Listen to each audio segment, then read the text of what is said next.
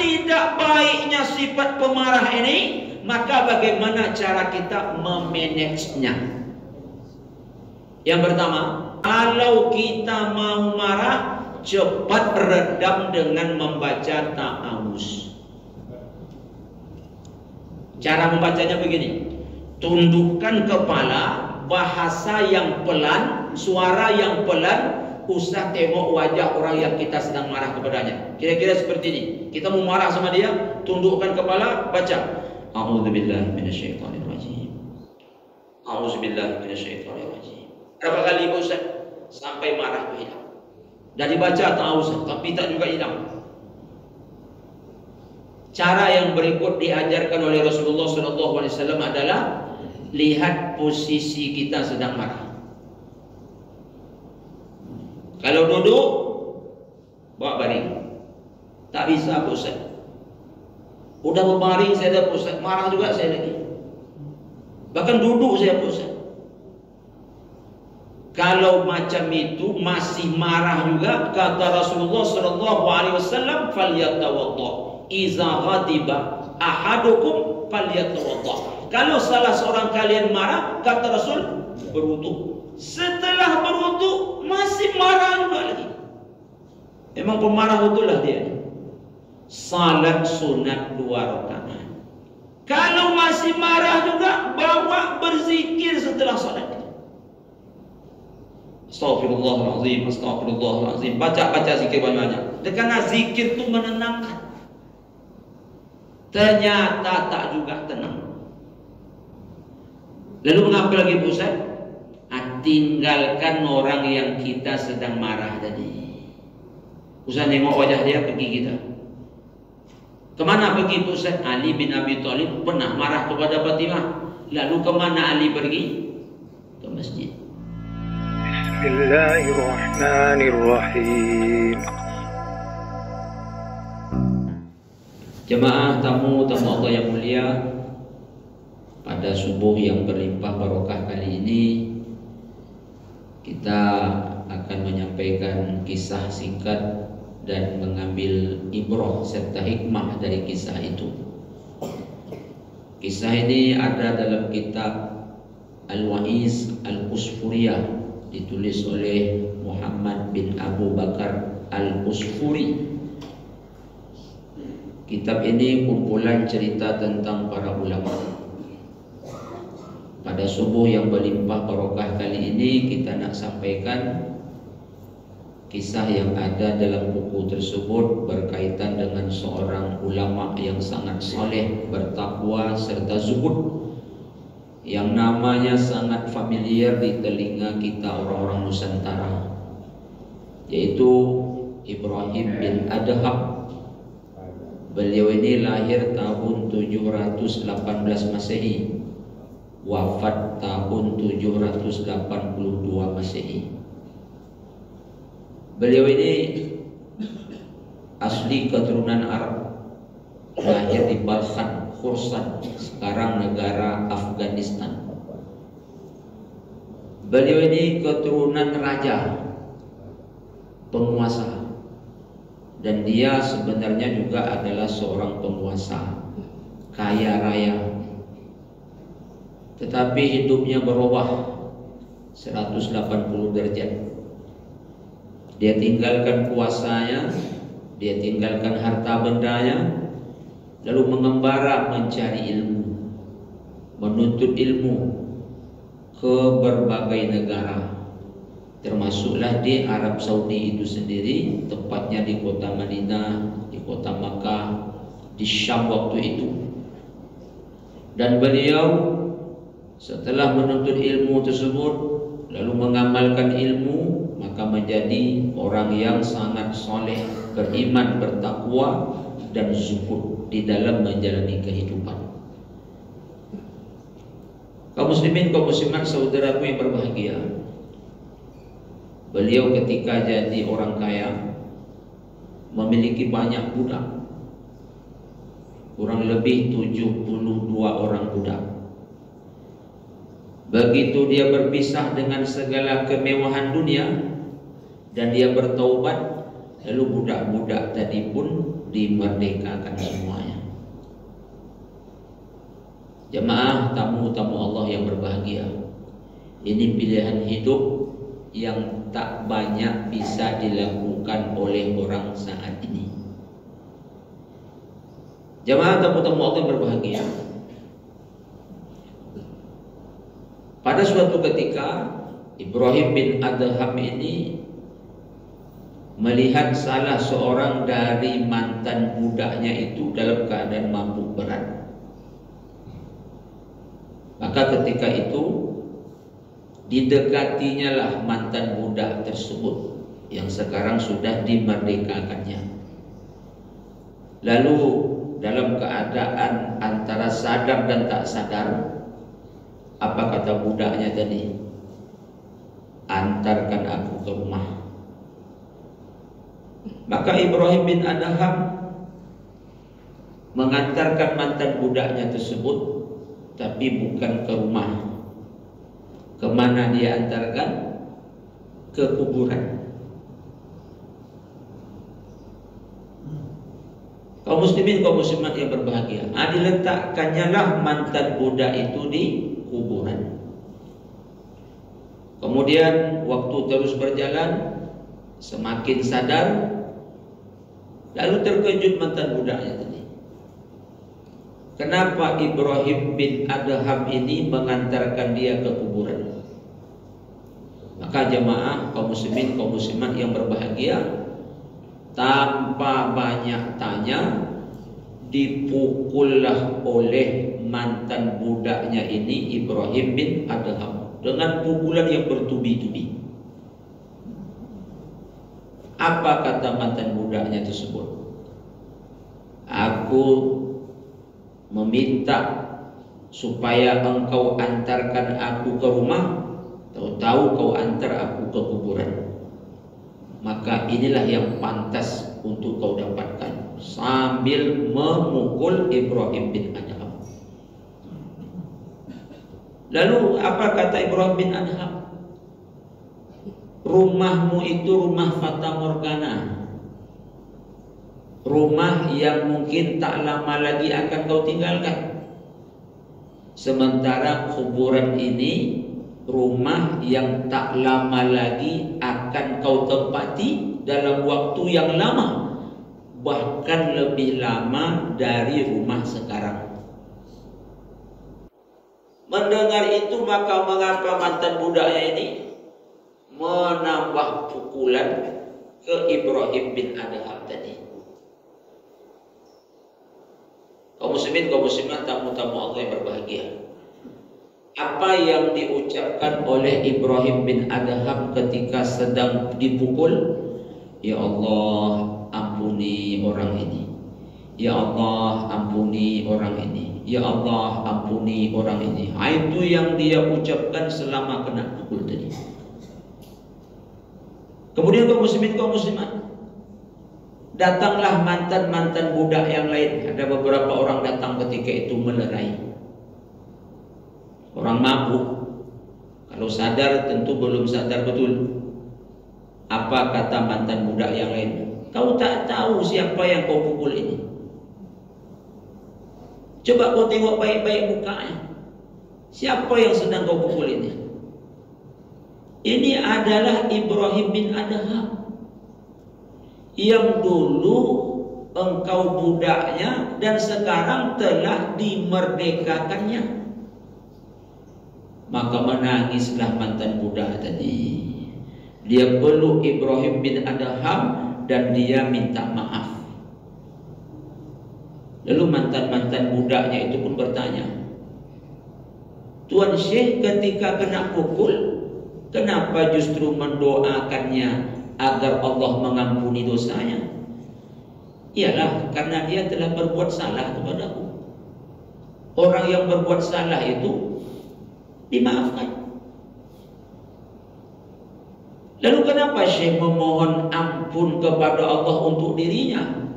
Sekaligus aku bersyukur karena ini jalan bagiku untuk menuju surganya Allah Subhanahu wa ta'ala. Sungguh akhlak yang sangat luar biasa yang ada pada diri seorang ulama ini. Akhlak apa yang tergambar dalam dirinya? Yaitu tak ada rasa dendam, pandai menahan emosi, kemudian sabar dan suka memberi maaf. Kaum muslimin, kaum muslimat, saudaraku rahimahullah, ini tak ada ceritanya dalam Al-Quran, tetapi cerita ini sesuai dengan landasan ayat suci Al-Quran. Allah Subhanahu wa taala berfirman di dalam surah Ali Imran ayat 133 dan ayat yang ke-134. Apa kata Allah Subhanahu wa taala? Wasari'u ila maghfiratin min rabbikum wa jannatin 'arduha as-samawati wal ardh u'iddat lil muttaqin. Bersegeralah kamu untuk mendapatkan ampunan dari Rabbmu dan surganya seluas langit dan bumi. Untuk siapa Allah sediakan? Untuk orang bertakwa. Alladzina yunfikuna fis sarra'i wad dharra wal kaziminal ghaiz wal 'afina 'anil nas wallahu yuhibbul muhsinin. Surga yang luas tadi Allah sediakan untuk orang bertakwa. Di antara ciri-cirinya Allah sebutkan pada ayat 134. Alladzina yunfikuna fis sarra'i wad dharra. Hartanya dia belanjakan di jalan Allah, waktu senang, waktu susah. Wal kaziminal ghaiz wal 'afina 'anil nas. Dia tahan amarah dan dia maafkan orang lain. Menahan amarah dan memaafkan orang lain yang tergambar di dalam sifat seorang ulama hebat Ibrahim bin Adham ini. Jemaah tamu-tamu Allah berbahagia. Dan ini juga seiring sejalan dengan hadis Nabi Muhammad SAW. Hadis sahih riwayat Imam Al-Bukhari dari Abu Hurairah radhiyallahu anhu. Apa bunyi hadis?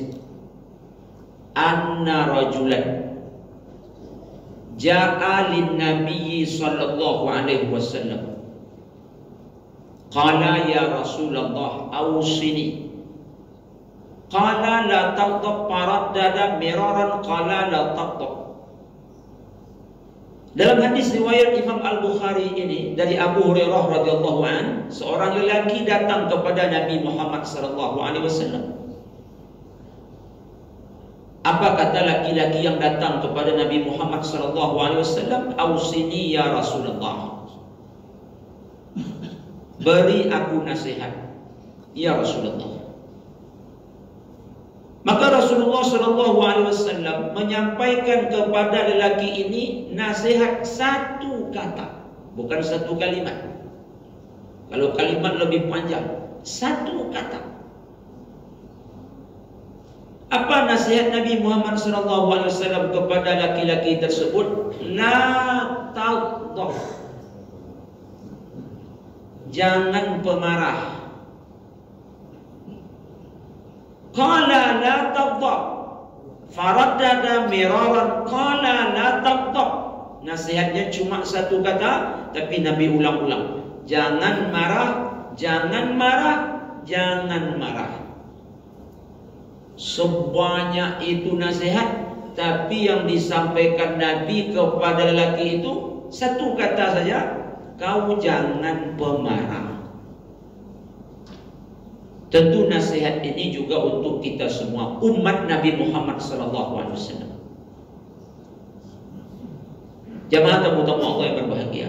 Hadis lain perawinya Imam Bukhari juga dari Abu Hurairah radhiyallahu anhu juga. Apa kata Rasulullah sallallahu alaihi wasallam?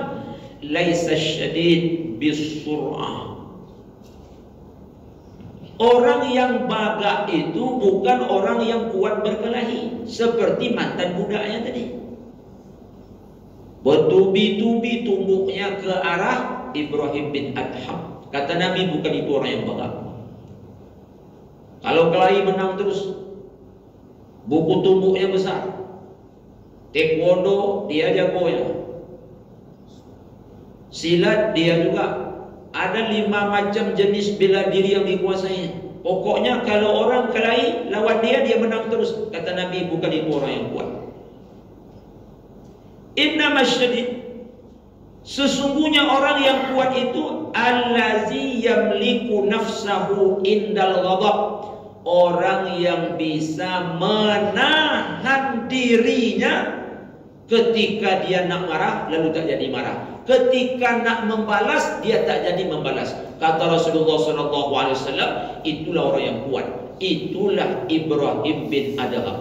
Jadi yang kuat bukan mantan budaknya, yang kuat adalah Ibrahim bin Adham. Siapa yang sedang ia kalahkan? Musuh paling berat dalam hidup dan tak banyak orang yang bisa mengalahkannya. Siapa itu? Syaitan. Inilah musuh paling berat. Inilah yang sulit untuk dikalahkan. Ibrahim bin Adham bisa mengalahkan. Kenapa dikatakan musuh paling berat? Setan ini masuk ke dalam badan kita. Kita tak bisa masuk ke dalam badan dia. Setan menyerang kita main keroyokan, sementara kita menghadapi sendirian.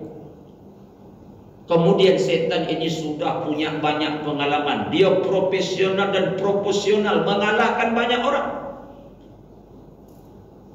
Kemudian kaum muslimin, kaum muslimat, saudaraku yang berbahagia, ketika orang bisa menahan dirinya, sabar dan memaafkan, berarti ini sang pemenang. Siapa yang sedang dia kalahkan? Tadi saya sebut musuh yang sangat nyata. Apa kata Allah Subhanahu wa taala dalam Al-Qur'an? Al-Baqarah 208, wala tattabi'u khutuwati syaitan innahu lakum aduwwun mubin. Jangan ikut langkah setan. Apa sebab? Syaitan itu kata Allah Ta'ala musuh kalian yang paling nyata. Baik jemaah, kita nak petik hikmahnya. Jemaah tamu-tamu Allah berbahagia. Marah ini tadi saya sebut cuma satu kata. Tapi kalau dilampiaskan, bahayanya sangat dahsyat. Tapi kalau ditahan, manfaatnya sangat hebat. Lalu apa efek kalau marah ini diperturutkan? Emosi ini diikutkan. Pertama, orang kalau pemarah, keluarlah dari mulutnya, maaf, cakap-cakap yang tak terarah. Cakap ledah, cakap kotor, cakap keji, cakap jorok, semua akan keluar dari mulut seorang yang pemarah. Padahal agama kita mengajarkan, hadisnya sahih, perawinya Imam Bukhari juga. Apa kata Rasulullah? Man kana yu'minu billah wal yawmil akhir falyaqul khairan aw liyasmut. Siapa yang benar-benar beriman kepada Allah dan hari akhir, hendaklah dia berkata baik. Tak sanggup berkata baik, diam. Orang marah mana yang bisa berkata baik? Orang kalau sudah marah, rata-rata tak baik perkataannya. Apa yang keluar dari mulutnya? Kata-kata yang jorok, yang kotor, yang keji, yang muntah. Contoh, orang kalau marah, maaf, ini contoh. Dia kadang-kadang menyebut nama binatang. Nama binatang yang dia sebutkan itu rata-rata yang haram-haram semua. Mana ada orang marah? Ikan patin katanya, itu tak ada. Bertengkarlah suami istri. Apa kata suaminya sama istrinya? Ikan patin. Itu tak ada. Lalu istrinya membalas, ikan bau. Mana ada? Tak ada orang kalau marah menyebut merpati. Tapi apa yang disebut oleh orang yang sedang marah? Maaf, dia sebut anjing.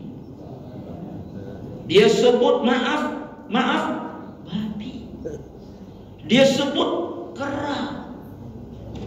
Alangkah joroknya ucapan orang yang marah. Maka hebat Nabi ketika lelaki minta nasihat, memang singkat, satu kata. Rupanya kalau diperturutkan, Masya Allah, na'udzubillah, bahayanya sangat hebat, sangat berat. Dari satu efek ini saja udah cukup membuat dia dipurukkan ke dalam neraka. Apa sebab? Keji kata-kata yang keluar. Maaf, orang juga kalau dia ikutkan marahnya, maaf, cenderung kadang-kadang menyebut aurat yang tak boleh disebut dan dilihat. Nah, ini tak bisa saya sebut ini. Tapi ada orang marah menyebut itu. Tak ada orang kalau marah lutut. Mana ada? Lutut kau ni? Tak ada. Tak pernah orang kalau marah kepada orang yang dimarahinya jari manis. Mana ada? Tapi apa yang dia sebut? Aurat yang tak pantas untuk disebut. Aurat yang tak pantas untuk dilihat. Kaum muslimin, kaum muslimat. Kemudian orang kalau marah, apalagi yang dia ucapkan? Maaf, dia ucapkan musuh bebuyutan kita. Apa katanya? Setan kau. Mana ada orang marah? Malaikat. Tapi apa yang disebut oleh orang yang sedang marah? Iblis, syaitan. Banyak pun kita bersedekah, tapi tak elok cakap kita, maka kaum muslimin, kaum muslimat, tak ada guna sedekah manakala cakap tak elok. Tapi biarlah kurang sedekah, tapi cakap kita bagus. Ini akhlak mulia. Qaulun ma'rufun khairun min sadaqatin yatsba'uha adha. Kan begitu kata Allah Subhanahu wa taala. Berkata baik jauh lebih baik daripada engkau bersedekah tapi mengiringinya dengan kata-kata tak baik.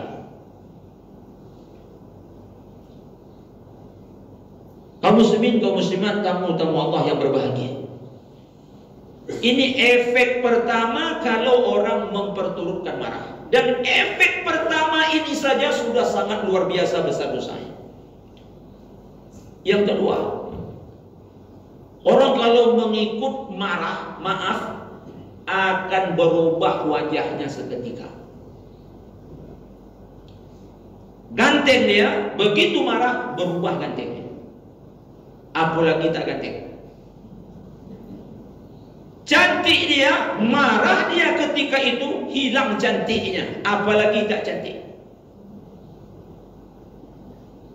Dan orang kalau sudah tua-tua hilang gantengnya. Orang kalau sudah tua-tua hilang cantiknya. Lalu apa maksud Pak Ustaz?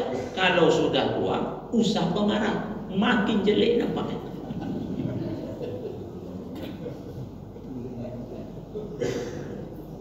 Apa kata pepatah orang tua-tua kita dulu? Usah marah, nanti lekas tua. Kata orang tua-tua kita dulu. Jemaah, Rasulullah SAW bersabda, hadis riwayat Imam At-Tirmizi. Apa kata Rasulullah? La tahqiranna minal ma'ruf walau antaqa akhaka biwajhin talikin. Kata Rasulullah, jangan sepelekan kebaikan sekalipun senyummu kepada saudaramu. Orang marah, mana yang senyum? Jadi orang marah, cakapnya ledah, wajahnya tak bersahabat. Rasul suruh senyum, orang marah takkan bisa senyum. Jelek. Tak percaya jemaah, pulang nanti dari Masjid Al-Furqan ni tegak depan kaca. Coba ekspresi marah depan kaca. Pasti jemaah bilang, iyo buruknya leh. Itu marah icak-icak. Bayangkan kalau marah asli, lebih jelek lagi dari itu. Lebih jelek lagi.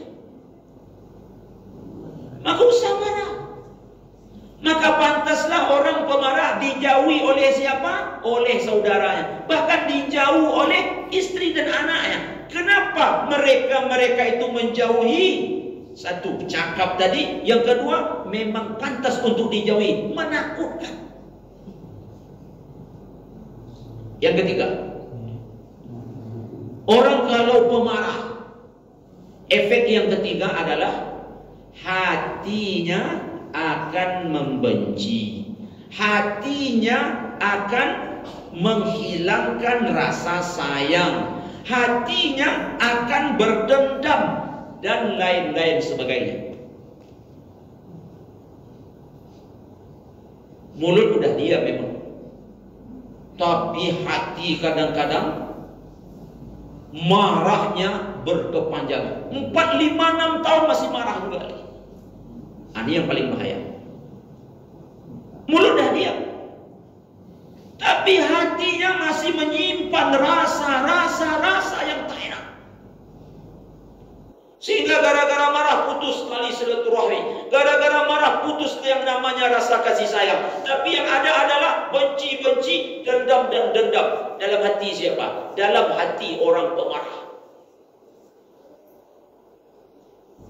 Efek yang keempat, orang kalau marah, maka biasanya ikut anggota badannya. Mengapa tangannya memukul? Kadang-kadang tangannya memakai alat senjata tajam. Mengapa kakinya mengejar lalu menendang?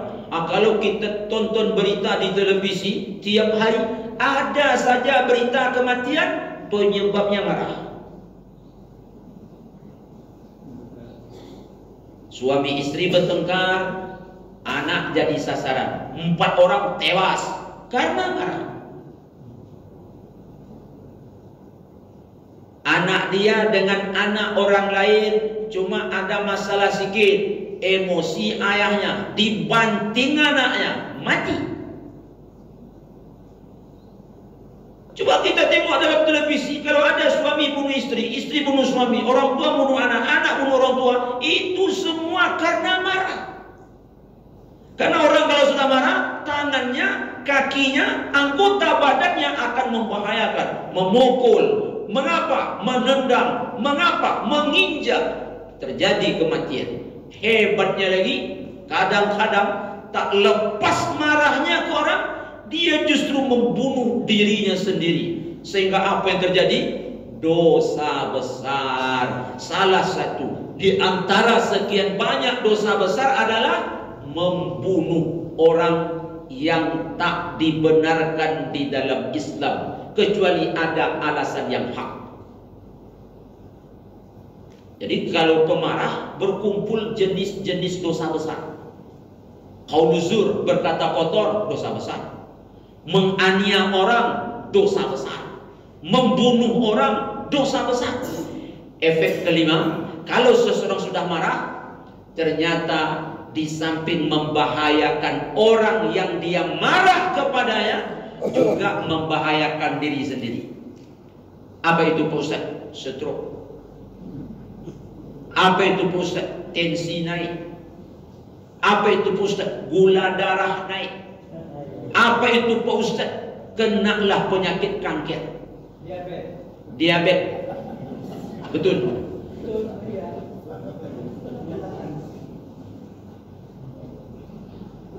Kaum muslimin, kaum muslimat, saudaraku yang berbahagia, karena tidak baiknya sifat pemarah ini, maka bagaimana cara kita memanagenya?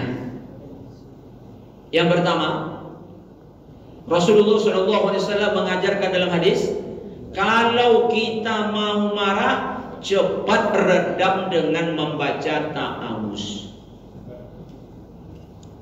Cara membacanya begini: tundukkan kepala, bahasa yang pelan, suara yang pelan, usah tengok wajah orang yang kita sedang marah kepadanya. Kira-kira seperti ini. Kita mau marah sama dia, tundukkan kepala, baca A'udzubillahi minasyaitonirrajim. A'udzubillahi minasyaitonirrajim. Berapa kali Ustaz? Sampai marah itu hilang. Usah tengok muka dia. Lalu kita baca A'udzubillah dengan nada yang yang tinggi. Pas kalimat syaitan kita tunjuk pula batang hidung. A'udzubillahi minasyaitonir rajim. Ini marah namanya sebenarnya. Memang baca ta'awuz, tapi pas kalimat syaitan ditunjuk batang hidung orang. Bahkan diulang-ulangnya kalimat syaitan ini. A'udzubillahi minasyaiton, syaitanir rajim. Menjadi marah itu nanti.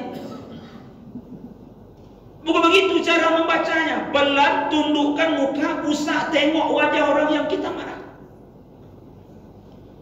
Lalu Pak Ustaz, apa hubungan ta'awuz dengan marah? Karena marah itu dari syaitan. Maka syaitan itu tempat takutnya adalah Allah. Berlindunglah kepada Allah Subhanahu wa ta'ala.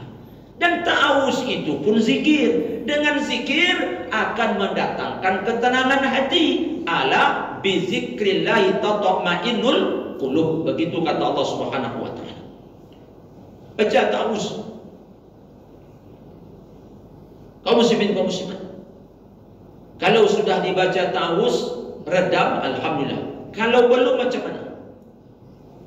Dah dibaca ta'awuz tapi tak juga hilang.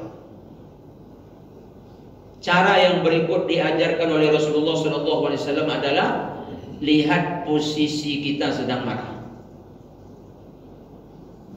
Kalau duduk, bawa baring. Awak nak marahnya, bawa baring, ambil bantal, bawa baring. Kan kalau sudah berbaring marah juga akan aneh nampaknya. Orang kalau baring tidur, dia baring marah. Kalau sedang berdiri, kata Rasul bahwa duduk, usah terbalik. Tadi duduk dia, berdiri dia. Tadi baring dia, langsung berdiri. Maka efek yang kita sampaikan pada pertama tadi, tangan akan memukul, kaki akan mengejar. Maka posisinya begitu diatur oleh Rasulullah SAW. Tak bisa, Ustaz. Udah berbaring saya dah, Ustaz. Marah juga saya lagi. Bahkan duduk saya, Ustaz. Kalau macam itu masih marah juga, kata Rasulullah SAW, falyatawadda. Iza ghadiba ahadukum falyatawadda. Kalau salah seorang kalian marah, kata Rasul, berwudu. Sehingga dengan wudu tadi kaum muslimin, tangan kita yang bergetar-getar nak memukul, campak dosanya, tak jadi marah. Mulut kita yang berkata kotor tadi, mata kita tadi kaum muslimin, begitu kita marah tersebut, maka insya Allah akan hilang rasa marah. Berwudu. Setelah berwudu masih marah juga lagi. Memang pemarah itulah dia. Salat sunat 2 rakaat. Tapi bukan salat sunat marah. Mana ada salat sunat marah? Nanti sudah berwudu dia salat sunat 2 rakaat. Sengaja aku salat sunat marah 2 rakaat karena Allah Subhanahu wa taala. Allahu akbar. Kalau begitu Ustaz, salat sunat apa? Salat sunat wudu. Atau salat sunat mutlak. Apa itu salat sunat mutlak? Tak ada kaitannya dengan waktu, bebas. Bukan qabliyah dia, bukan ba'diyah, bukan duha dia, bukan tahajud, bukan pula tahiyat masjid. Tapi salat apa? Salat sunat mutlak. Apa niatnya? Saya salat sunat 2 rakaat karena Allah Ta'ala. Allahu Akbar. Salat seperti biasa. Setelah salat marah juga lagi. Ini dah habis teori dah. Masih marah juga lagi. Kalau masih marah juga, bawa berzikir setelah salat. Astaghfirullahaladzim, astaghfirullahaladzim. Baca zikir banyak-banyak. Karena zikir itu menenangkan. Ternyata tak juga tenang. Lalu mengapa lagi Ustaz? Tinggalkan orang yang kita sedang marah tadi. Ustaz nengok wajah dia, pergi kita. Kemana pergi Ustaz? Ali bin Abi Thalib pernah marah kepada Fatimah.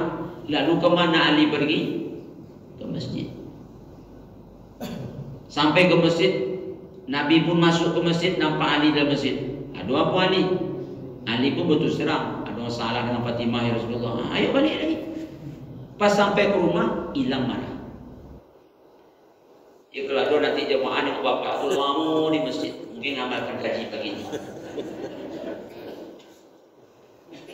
Bapak tu jarang masjid, kemarin dia masjid lama, mungkin ada masalah lah ya. Kau tahu sesuai kaji Ustaz kemarin? Ada. Jadi tinggalkan. Tapi tinggalkan usah jauh-jauh, tinggalkan usah lama-lama. Memang ditinggalkannya, tapi begitu dia meninggalkan, diambil kain, masuk dalam koper, pergi dia. Dimarah juga namanya. Ditinggalkannya pula, tapi diambil koper. Kain-kain itu dilipat semua, pergi. Kemana dia? Balik kampung. 6 bulan baru balik sini lagi. Selama 6 bulan itu marah juga namanya. Marah, pergi sebentar, tinggalkan dia, dah hilang, balik lagi. Dah balik, usah ulang lagi. Kabar gembira. Yang bisa menahan ini semua, ternyata balasannya dahsyat. Ya gembiralah jemaah yang pemarah, dan setelah dengar kaji ini bisa menahannya. Kabar gembira. Apa kabar gembira? Nih Rasulullah bersabda, hadis riwayat Imam Abu Daud, man kazama ghaizan wa huwa qadirun ayyun fiza da'ahu Allahu yawmal qiyamah ala rusu'il khalaiq hatta yukhayyirahu Allah minal huril ain ma syaa. Yang bisa meredam marah tadi, ini kabar gembiranya. Ternyata amal luar biasa, hebat. Apa kata Rasulullah? Hadis riwayat Imam Abu Dawud ini, siapa yang marah tapi tak jadi, dia manage, tak jadi dia marah, da'ahu Allahu yaumal qiyamah ala rusu'il khalaik. Allah panggil dia di hari kiamat nanti di depan seluruh makhluk. Makhluk di sini 3 maksudnya kata ulama. 1 malaikat, 2 jin, 3 manusia. Ru'usil khalaiq, di depan seluruh manusia. Ada jin, ada malaikat, ada manusia. Lalu apa kata Allah kepadanya? Sini. Pilih olehmu bidadari mana yang kau inginkan. Allah suruh dia memilih bidadari hur ain masya'a. Kau nak bidadari mana? Pilih. Ternyata amalan luar biasa. Kenapa luar biasa? Melihat balasannya. Karena kata Nabi, sesungguhnya balasan itu sesuai dengan jenis amal. Kalau besar balasannya berarti menunjukkan hebat amalnya. Apa balasannya? Disuruh memilih bidadari. Jadi kaum muslimin, kaum muslimat, kita umpamanya ya, maaf selaku suami, rasanya udah cukup syarat rukunnya untuk marah. Udah lengkap syarat rukunnya untuk marah ke istri kita. Tahan. Kenapa? Nanti Allah kasih bidadari lebih cantik daripada dia. Tapi saya ngomong, nanti aku dapat bidadari lebih cantik pada kau. Itu marah juga jadinya. Diam aja. Begitu nak marah, tahan. Bayangkan wajah bidadari, tengok wajah istri kita, pasti jauh bedanya. Tapi usah waktu menahan ngomong, aku tak marah sama kau, karena aku nanti dapat bidadari lebih cantik daripada kau. Itu marah juga namanya itu. Sebaliknya begitu juga si istri. Kalau seandainya suami mancing-mancing marah, kita diam saja. Untung-untung nanti dapat bidadara. Nanti cemburu pula ibu. Ustaz cuma bilang bidadari, kami perempuan dapat apa? Ya dapat pasangan juga. Tak mungkin di surga itu kita jomblo.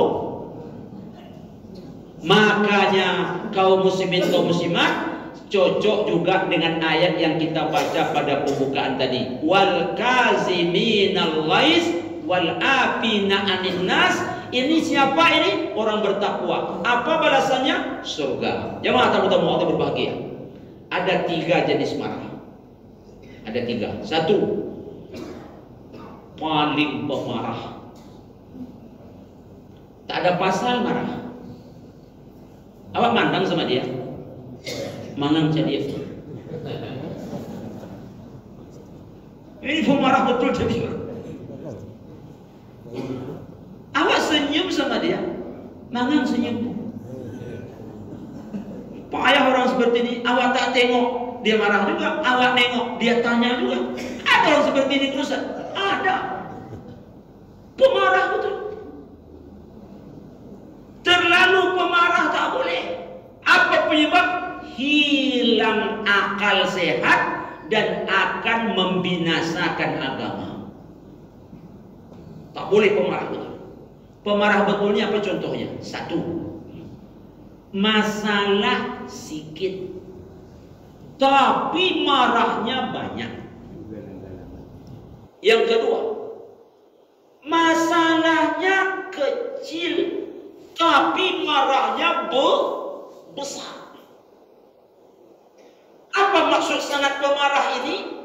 Masalahnya itu tak mungkin berlarut-larut, tapi dia bisa marah sampai 4, 5, 6 tahun gara-gara yang sebentar tadi. Ini yang dimaksud pemarah. Yang berikutnya, apa yang dimaksud dengan pemarah? Tak cocok tindakan dia ketika marah dengan masalah yang terjadi. Ini namanya pemarah. Tetangga itu punya matua, dia tidak. Jatuhlah daun matua itu ke halaman rumah dia. Disinso batang matua kawan. Yang jatuh apa? Daun. Tapi marahnya macam mana? Dia sinso. Matua itu sudah lebat buah yang besar pula, manis pula. Cuma yalah, bapak punya matua itu sempelit dia minta ampun. Mungkin ini masalahnya guys. Kenapa Pak tebang? Kan cuma daun masalahnya. Iya Pak Ustaz, saya cuma dapat daun Pak Ustaz. Kalau buah tak pernah saya dapat Pak Ustaz. Makanya Pak Ustaz saya tebang Pak Ustaz. Tetap tak boleh. Tetap tak boleh. Ada orang macam ini, ada. Awak dapat daun ni.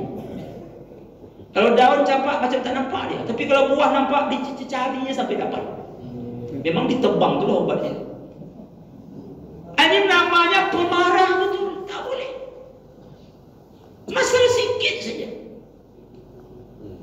Kaum muslimin, kaum muslimat, saudaraku rahimakumullah, inilah bahaya ini.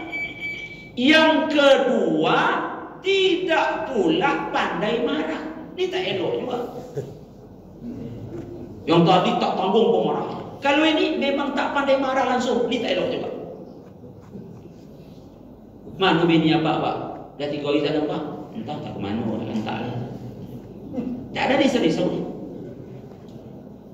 Tapi saya dapat info bapak tu buat pergi, tak apa-apa. Bini bawa orang, apa kata dia? Tak apa-apa. Ini tak boleh. Masa orang rumah 3 hari dia pergi, apa dia bilang? Masalah, tak apa-apa, maaf aja lah. Ini tak bagus. Pemarah tak bagus, tak ada marah tak bagus. Ini mesti marah ini.